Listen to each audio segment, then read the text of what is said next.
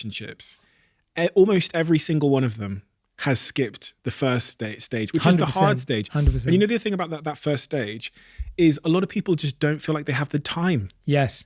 Especially, we're all getting a little bit older. You know, things have changed in society, which mean people are getting in less relationships and they're getting in them later in life. So some people feel that they have a clock. And that means that when they think, look, Jay, I'm X years old today and you're telling me to do this Dharma and this Artha, I need to get to Karma. I need to find this guy.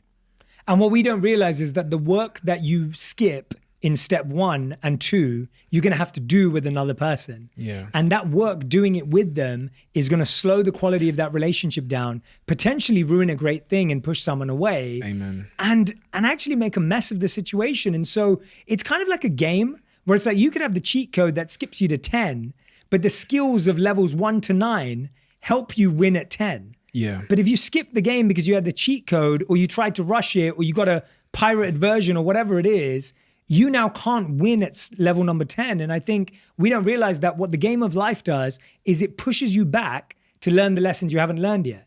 So you get into a relationship out of insecurity, that person breaks up with you, you're back to being insecure again. Then you get into another relationship to solve your insecurity. That person breaks up with you and then you get insecure again. You're constantly pushed into saying, deal with this insecurity alone. Fix it, figure it out, learn about it, get curious about it. And by the way, when you do that, next time you walk into a relationship, you'll know or have more chance of knowing whether that person's going to be right or wrong. But if it's right, you're going to be able to make it work. And you're not going to push away something that's powerful. Like, I don't want to negate the fact that dating today and finding love is hard. It's why I wrote the book.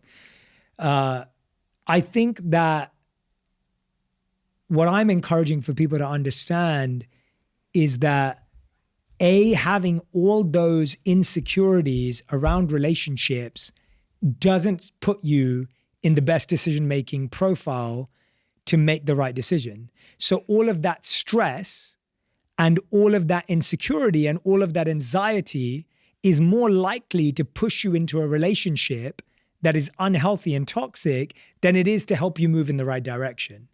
So first of all, I just want you to accept that making a decision from your current mindset is not going to help you make a good one. It's just not going to work. You're more likely to settle for someone.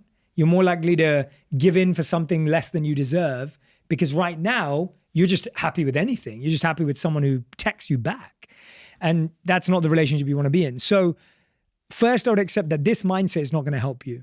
The mindset that is going to help you is, okay, if I figure out 3 simple things, just what I like and what I don't like about myself and in life, not about a person. I'm not asking you to even think about a person. What do I like and not like as me? What are my values personally right now? Like what's valuable to me? Not about this person. What's valuable to me? And what are my goals? If you figure out those 3 things, you're more likely to meet people. How?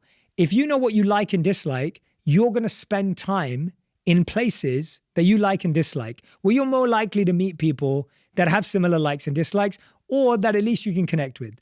Second, if you know your values, you're more likely to know who to ask for an introduction to someone because you know who knows who.